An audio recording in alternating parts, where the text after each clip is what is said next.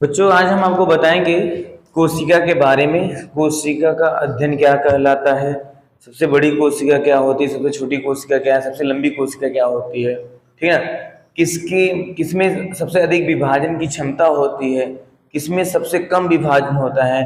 तो आप वीडियो को इसको स्किप मत कीजिएगा, ठीक। आप पूरी तरीके से वीडियो को देखेंगे तो एक अच्छा कंटेंट आपको इसमें देखने को मिलेगा। तो हम बात करते हैं किसकी, कोशिका की, जिसकी खोज 1665 ईस्वी में हुई थी। क्लियर। अब आप देखेंगे यहाँ पे कोशिका को साइटो नाम से जाना जाता है। जो इसका अध्ययन होता है वह साइटोलॉजी कहलाता है। कोशिका का अध्ययन साइटोलॉजी कहलाता है। जिसकी खोजकर्ता कौन थे? रॉबर्ट हुक थे। उन्होंने 1665 ईस्वी में कोशिका को एक सूक्ष्मदर्शी की सहायता से देखा, ठीक। जिसकी संरचना उन्हें एक छोटी सी कोठरी नुमा या फिर मधुमक्खी के छत्ते के आकार का दिखाई दिया, ठीक है ना। तो रॉबर्ट हुक ने 1665 ईस्वी में मृत कोशिका की खोज की। उन्होंने कार के टुकड़े में देखा था खोज, ठीक है। एंटवान लिविनहाग ने 1674 ईस्वी में जीवित कोशिका, किस कोशिका की? लिविंग सेल की खोज की। एंटवान लिविनहाग ने सिद्धांत को प्रतिपादित करने वाले स्लेडन और स्वान थे, जिन्होंने कोशिका का सिद्धांत को प्रतिपादित किया। और अगर बात करेंगे सबसे छोटी कोशिका की, तो सबसे छोटी कोशिका माइकोप्लाज्मा की होती है। किसकी होती है? माइकोप्लाज्मा की होती है। और सबसे बड़ी कोशिका जो होती है वह शुतुरमुर्ग के अंडे का होता है। सबसे बड़ी कोशिका किसकी होती है? शुतुरमुर्ग अंडे की होती है, ठीक है ना। मानव में सबसे छोटी कोशिका स्पर्म किसमें होती है? स्पर्म में, जो नर से स्रावित होता है, निकलता है।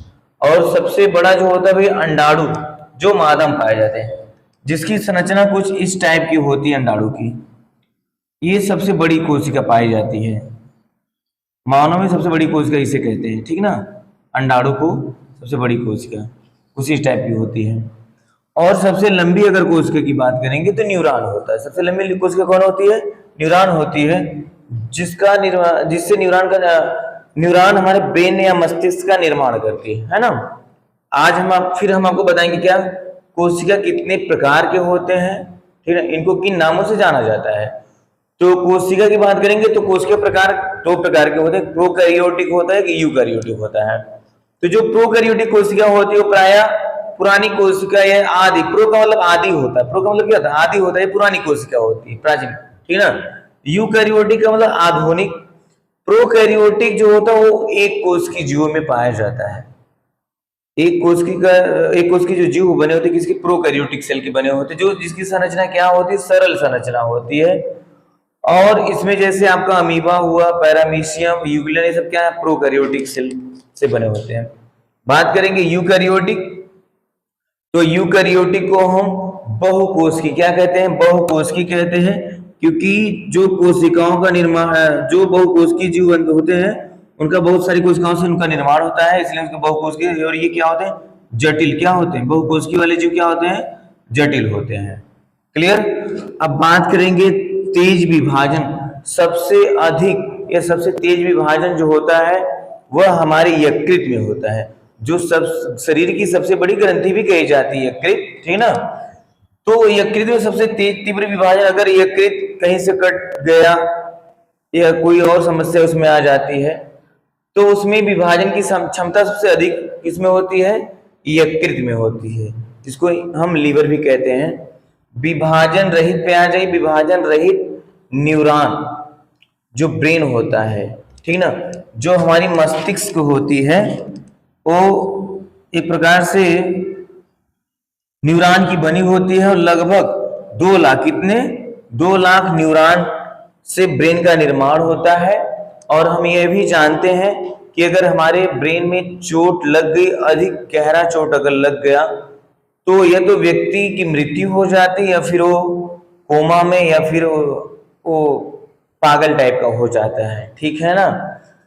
तो इसमें देखिए क्या होता है, जो ब्रेन होता है या मस्तिष्क होती है वो विभाजन रहित होती है। इसलिए आप देखेंगे जो प्रशासन होती है, ट्रैफिक पुलिस होते हैं या फिर जो सरकार की गाइडलाइनें होती है, वो कहती हैं कि आप जब भी 2 व्हीलर से चले आप हेलमेट को लगा के चले। क्योंकि अगर डॉक्टर भी जानता है कि अगर इधर से नीचे चोट अगर लगेगी वो आपको बचा लेगा, कोई दिक्कत नहीं। लेकिन अगर सर इधर गर्दन से ऊपर अगर लगेगा चोट, अधिक चोट, तो आपको बचा नहीं पाएगा, ठीक है ना।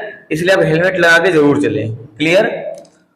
और कभी कभी घटनाएं भी हो जाती हैं, तो सर में अगर हल्का भी चोट ऐसी जगह लग जाए जहां पे ये क्षतिग्रस्त हो जाती है, इसके कारण इसका विभाजन नहीं हो पाता, सेल डिवीजन नहीं हो पाता, और इंसान की मृत्यु एट वंस मतलब कि वो तत्काल हो जाती है, ठीक ना। अब आकार की बात करेंगे। जो आकार होता है वह सेल का, कोशिका का जो आकार होता है 0.1 से लेकर के 100 माइक्रोमीटर तक होता है। कितना होता है? 0.1 से लेकर के 100 माइक्रोमीटर तक होता है। इसे देखने के लिए हम सूक्ष्मदर्शी का ही सहारा ले सकते हैं, अपनी खुली आंखों से कोशिका को नहीं देख सकते। क्लियर। अब यहां हम बात करेंगे, ये थोड़ा सा पॉइंटेड है, देखिए। कई कोशिकाएं मिलकर के ऊतक का निर्माण करती हैं और कई ऊतक मिलकर के एक अंग का निर्माण करते हैं और कई अंग मिलकर के शरीर का निर्माण करते हैं। तो कोशिका जानिए, कई प्रकार की कोशिकाएं होती हैं जिनका अलग अलग कार्य भी होता है। क्लियर ना। कई प्रकार की जो कोशिकाएं होती है जिनका क्या होता है, अलग अलग कार्य होता है। क्लियर। तो इनका कार्य क्या होता है, अलग अलग होता है। आप देखेंगे कि आंखों की कोशिका कुछ और होगी, ठीक है ना। आंख की कोशिका कुछ और, कान, नाक, जो भी जितने भी अंग, सबकी कोशिका क्या भिन्न भिन्न होते हैं, इनका अलग अलग कार्य भी होता है। क्लियर। आज हम आपको क्या बताएंगे, कोशिकांग के नाम और उसके कार्य क्या होते हैं। कोशिकांग होते क्या है? कोशिका में पाए जाने वाले जो अंग होते हैं उसे हम कोशिकांग कहते हैं, और प्रत्येक कोशिकांगों का अलग अलग कार्य होता है। प्रत्येक कोशिकांगों क्या होता है, अलग अलग कार्य होता है। तो हम सबसे पहले बात किसकी करेंगे, कोशिका झिल्ली की, जिसे हम प्लाज्मा झिल्ली के नाम से जानते हैं, या फिर हम सेल मेम्ब्रेन भी कहते हैं। क्लियर ना। तो जो सेल मेम्ब्रेन होता है, ये आपका जो ब्लैक से दिख रहा है ऐसा, ये आपका सेल मेम्ब्रेन है। क्या है? सेल मेम्ब्रेन है, जिसके अंतर्गत सभी कोशिकांग हैं। यह प्लांट सेल और एनिमल सेल दोनों में पाए जाते हैं। जो कोशिका झिल्ली होती है वह प्लांट सेल और एनिमल सेल दोनों में पाए जाते हैं। क्लियर ना। और ये किसका बना होता है? प्रोटीन का बना होता है। जो सेल मेम्ब्रेन होता है प्रोटीन का बना होता है। और इसी सेल मेम्ब्रेन के अंदर सभी कोशिकांग होते हैं। जैसे एक उदाहरण के तौर पे आप जान लीजिए, अगर आप बाजार जाते हैं तो सामान खरीदने के लिए जाते हैं बाजार में, तो कई प्रकार के आप सामान खरीदते हैं तो एक बैग में रख के लेके आते हैं ना, कैरी बैग में लेके आते हैं। तो उसी प्रकार से हमारा सेल मेम्ब्रेन भी होता है, जो सारे कोशिकांगों को इसी में रख के रखता है। क्लियर। जिसकी मोटाई कितनी होती है? 75 एंगस्ट्रॉम। कितनी होती है मोटाई? 75 एंगस्ट्रॉम होते हैं। इसमें भी 3 अस्तर होते हैं। कितने अस्तर होते हैं? 3 अस्तर होते हैं। क्लियर। जो ऐसे ये अस्तर मान लीजिए, ठीक ना। अब जो मध्य अस्तर होता है वह 45 एंगस्ट्रॉम का होता है। जो इसके बाहरी अस्तर होते हैं वो 15-15 एंगस्ट्रॉम के। कितने? 15-15 एंगस्ट्रॉम के। तो इसकी मोटाई 75 एंगस्ट्रॉम होती है। अब हम बात करेंगे कोशिका भित्ति, जिसे हम सेल वॉल कहते हैं। ये जो चारों ओर से घिरा आपको दिख रहा है ना, कोशिका झिल्ली को चारों ओर से जो घेर के रखता है उसे हमको क्या कहते हैं भैया? कोशिका भित्ति कहते हैं, इसे या सेल वॉल कहते हैं। जो केवल प्लांट सेल में पाया जाता है, एनिमल सेल में नहीं पाया जाता है। ये कोशिकाओं को आकृति, आकार प्रदान करता है, एक प्रकार से उसकी रक्षा भी करती है, ठीक ना। हम देखेंगे क्या है, ये किसका बना होता है? सेलुलोज का। कोशिका भित्ति किसकी बनी? सेलुलोज का बना होता है। और यह क्या है? एक रक्षात्मक आवरण, जिसे हम सुरक्षा प्रदान करता है, ठीक ना। और कोशिका का आकार भी प्रदान करता है। और ये क्या होता है? निर्जीव। सेल मेम्ब्रेन क्या होता है? सॉरी, सेल वॉल क्या होता है? निर्जीव होता है। क्लियर ना। अब हम बात करेंगे किसकी? माइटोकॉन्ड्रिया की। माइटोकॉन्ड्रिया के बारे में थोड़ा सा हम जानते हैं क्या, कि जो इसका आंतरिक भाग होता है, क्रिस्टी जो भाग होता है, वह उंगलीनुमा होती है। इसकी संरचना कैसी होती है? उंगलीनुमा होती है। और इसका जो कार्य होता है वह एक प्रकार से ऊर्जा का घर कहा जाता है, मतलब विद्युत घर या पावर हाउस के नाम से जानते हैं। क्यों? क्योंकि उसमें जो ऊर्जा होती है वो माइटोकॉन्ड्रिया में ही संचित होती है। हमारे शरीर में हर एक जगह कोशिकाएं पाई जाती हैं, प्रत्येक कोशिका में माइटोकॉन्ड्रिया होती है जो ऊर्जा को संचित करके रखने का कार्य करती है। क्लियर ना। अब माइटोकॉन्ड्रिया की खोज किसने किया था? अल्टमान ने किया था। कब किया था? 1900 में किया था। ठीक। इसका आंतरिक जो दीवार होता है क्रिस्टी होता है, संरचना उंगलीनुमा होती है, कुछ इस तरीके से।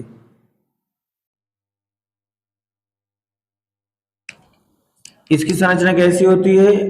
उंगलीनुमा ऐसे होती है, ठीक ना। ये आपका माइटोकॉन्ड्रिया है, जिसको हम विद्युत गृह के नाम से जानते हैं। अब देखिए, ये जो श्वसन क्रिया में होता है, श्वसन क्रिया में एक क्रेब्स चक्र होता है, क्रेब्स साइकिल जो होता है, उसमें ग्लूकोज के एक अणु से 38 एटीपी का निर्माण होता है। कितने? ग्लूकोज के एक अणु से 38 एटीपी का निर्माण होता है, और इसी एटीपी को हम कोशिका का मुद्रा भी कहते हैं। इस एटीपी को क्या कहते हैं? कोशिका मुद्रा कहते हैं। इसे विद्युत गृह और जो माइटोकॉन्ड्रिया होता है, ठीक ना, माइटोकॉन्ड्रिया जो होता है उसी में जो ऊर्जा संचित होती है वह एटीपी के रूप में क्या होती है? संचित होती है। और हम आगे फिर क्या पढ़ाएंगे? माइटोकॉन्ड्रिया हो गया आपका। गाल्जी का है, देख लीजिए यहाँ पे गाल्जी बॉडी। गाल्जी बॉडी की खोज कैमिलो गाल्जी ने की थी। कब की थी? 1898 ईस्वी में की थी। इसका कार्य यही होता है, ऊर्जा का परिवहन करना, ऊर्जा का परिवहन, एक स्थान से दूसरे स्थान तक लेके जाना। जैसे होता क्या है कि और भी होता है उसमें, पूरे शरीर में ऊर्जा का नियंत्रण भी बना के रखता है। जैसे क्या है, अगर हम कोई कार्य कर निरंतर, मान लीजिए अगर हम लगातार बोल रहे हैं, पढ़ा रहे हैं, तो जितनी भी जीभ में जितनी भी ऊर्जा है या मुख में जितनी भी ऊर्जाएं हैं वो सारी हमारी लॉस हो गई। तो वही कार्य जो गाल्जी बॉडी होता है वो कई अंगों से ले आकर के जो ऊर्जा को हमारे यहाँ पे, मतलब जहाँ पे ऊर्जा लॉस हुई रहती है वहां पे पहुंचाने का कार्य करता है, जिससे हमें फिर से एनर्जी मिल जाती है बोलने के लिए, ठीक है ना। आप कभी ऐसे देखते होंगे, जो धावक होता है या फिर जो धावक होता है जो तेज दौड़ता है, ठीक है ना, वो दौड़ते दौड़ते उसके पैरों में थकान सा आ जाता है। इसका मतलब क्या हुआ? उसमें ऊर्जा की कमी हो रही है। क्या हो रही है? ऊर्जा की कमी हो रही है। और ये हमारी गाल्जी बॉडी जान जाता है कि भाई वहां पर ऊर्जा की कमी है, इसलिए क्या करता है कि हमारे शरीर के अंगों, कई अंगों से मिला करके ऊर्जा ले आकर के वहां पहुंचा देती है। कहां पे? उसके पैरों के पास पहुंचा देती है। इसलिए इसे हम क्या करते हैं भैया? ये क्या होता है? ऊर्जा का परिवहन करता है। कौन करता है? गाल्जी बॉडी करती है। अब हम बात किसकी करेंगे? रसधानी की, ठीक ना। रसधानी जो होता है वह जल का संग्रह करता है। किसका संग्रह करता है? जल का संग्रह। संग्रह का मतलब एकत्रित करता है, ठीक ना। अब एनिमल में रसधानियां छोटी होती है। एनिमल में क्या होता है? रसधानियां छोटी छोटी होती हैं, ठीक ना, लेकिन संख्या इनकी अधिक होती है। और ये प्लांट सेल की बात करेंगे, प्लांट में जो राजधानी होती है वो बड़े होते हैं और कम संख्या इनकी होती है, और ये जल का संग्रह करती हैं हमारे शरीर में, यह भी पौधों में। अब बात हम करेंगे तारक काय की। किसकी बात करेंगे? तारक काय क्या होता है? सेंट्रोसोम जिसे हम कहते हैं, जिसकी खोज बोवरी ने की थी। किसने की थी? बोवरी ने की थी। कब की थी? 1887 से 1888 तक की थी। अब देखिए हम बताएंगे इसके बारे में, तारक काय क्या होता है। देखिए तारक काय यही होता है जो कोशिकाओं का विभाजन करता है, एक प्रकार से पुरानी कोशिकाओं से नई कोशिकाओं का निर्माण करता है। उसे वो किसका कार्य होता है? तारक काय का, मतलब सेंट्रोसोम का होता है कार्य, ठीक ना।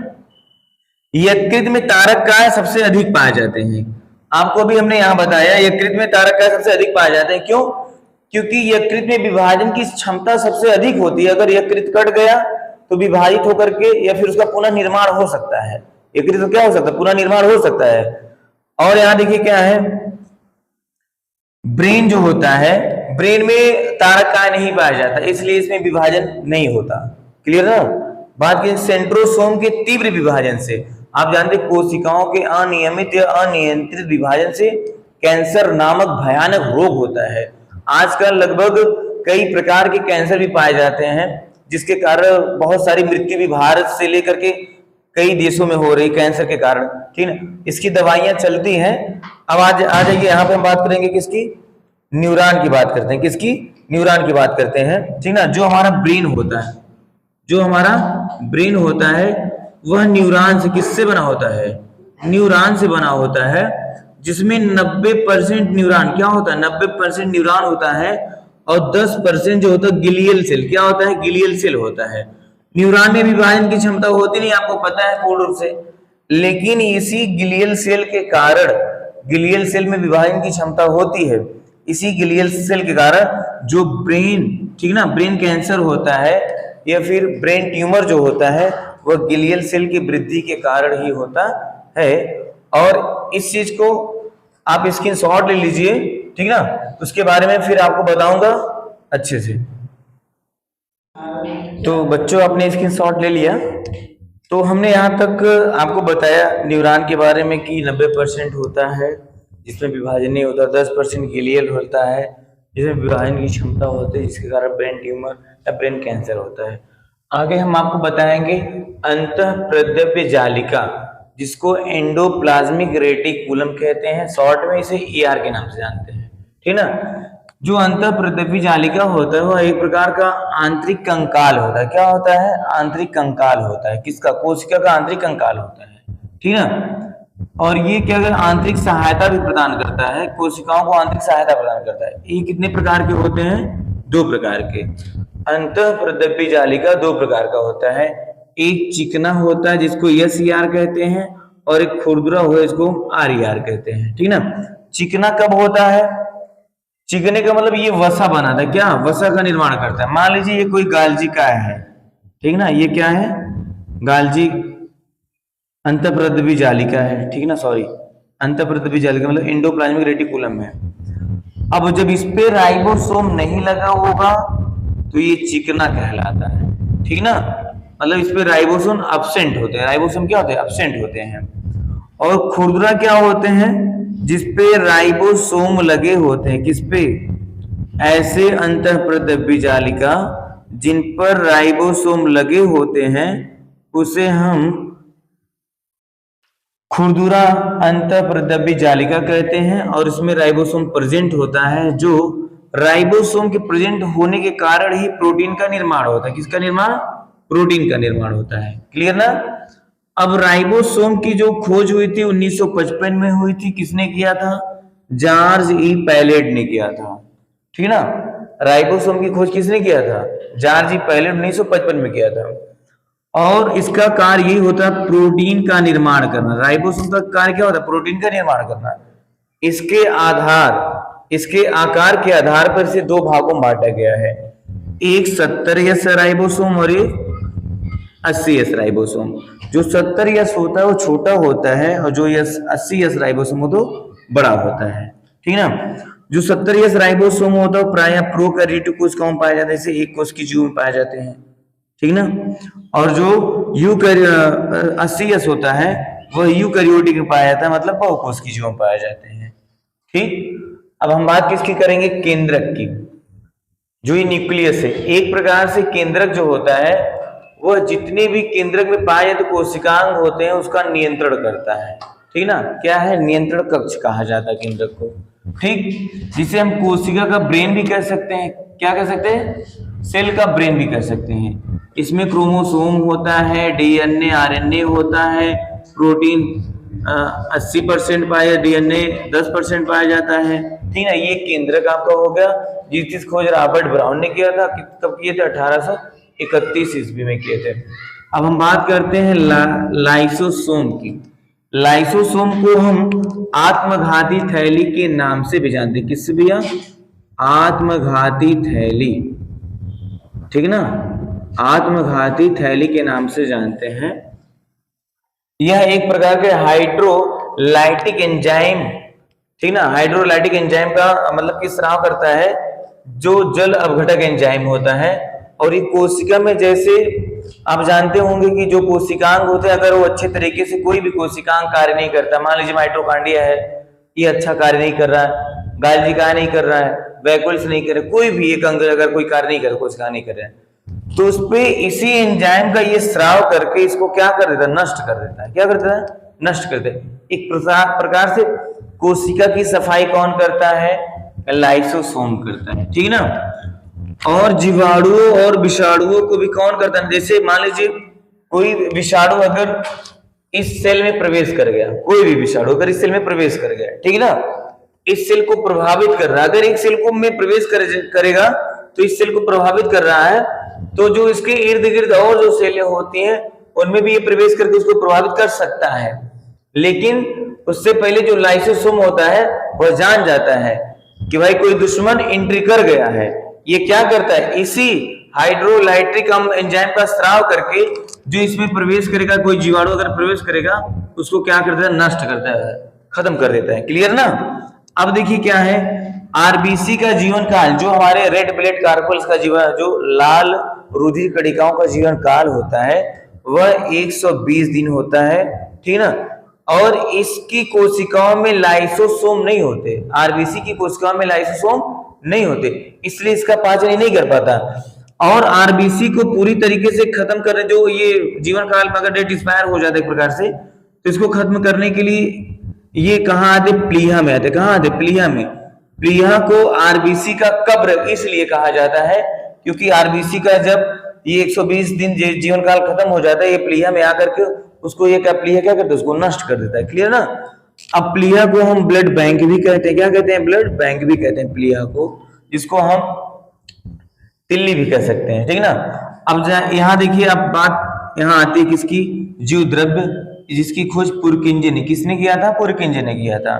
इसमें आता है कोशिका द्रव्य, कोशिका द्रव्य और एक केंद्रिका द्रव्य। देखिए केंद्रिका में जो द्रव्य पाया जाता है उसे केंद्रक द्रव्य कहते हैं, और जो कोशिका में पाया जाता है उसे हम कोशिका द्रव्य कहते हैं।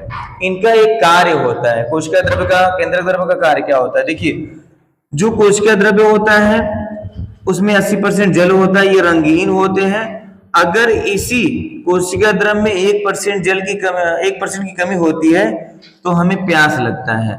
अगर अचानक 10% की कमी हो जाए तो व्यक्ति की मृत्यु हो जाती है। इसे हम जीवन की भौतिक इकाई भी कहते हैं। किसको, कोशिका द्रव्य को जीवन की भौतिक इकाई भी कहते हैं। और जो केंद्रक द्रव्य होता है उसमें वो डीएनए को क्या करता है, व्यवस्थित करता है, प्रोटीन का संश्लेषण करता है, ठीक ना। अब देखिए केंद्रिका द्रव्य ये हो गया आपका, ठीक, ये केंद्रिका द्रव्य है। और ये क्या है, कोशिका द्रव्य। कोशिका में पाया जाने वाला जो द्रव्य होता है, लिक्विड होता है, कोशिका द्रव्य कहलाता है। इसका यही कार्य होता है कि जिसमें जितने कोशिकांग पाए जाते हैं ये सबको व्यवस्थित रखे रहता है। जैसे आप देखते होंगे कि जो हमारे आंतरिक अंग होते हैं, जैसे फेफड़ा हो गया, लीवर हो गया, किडनी हो गई, जो भी होते हैं उनके मध्य में लसिका पाया जाता है, जो रगड़ घर्षण से बचाता है और उन्हें एक स्थित स्थान भी देता है। उसी प्रकार ये जो आपका कोशिका द्रव्य होता है ये भी कोशिकांगों को एक अस्थायी रखे रहता है। नहीं तो पता लगे अगर इसमें न रहे तो क्या करेंगे, ये आपस में लड़ेंगे और हो सकता है लाइसोसोम फट जाए, ठीक ना। और जिससे ये पूरी कोशिका क्या नष्ट हो जाए, सेल भी क्या हो जाएंगे, नष्ट हो जाएंगे। तो आप देखते हैं जहां कहीं चोट लगते हैं वहां काले देखेंगे, काले निशान धब्बे ऐसे पड़ जाते हैं, ठीक ना। जगह जगह जो सेल्स होते हैं पूरी तरीके डेट हो जाते हैं एक प्रकार से, ठीक ना। और आगे देखिए फिर क्या होता है, तो आपने कोशिका केंद्रक द्रव्य और कोशिका द्रव्य के बारे में जाना, और ये संपूर्ण कोशिका हो गया। और इसका कोशिका जो भाग होता है बहुत थोड़ा लॉन्ग और है और बड़े में है। इसको हम एक दूसरे वीडियो में और लेके आएंगे, तब तक के लिए आप इसको स्क्रीनशॉट ले लीजिए। अगर यह मेरा वीडियो पसंद आया हो तो आप लाइक और सब्सक्राइब जरूर कीजिए।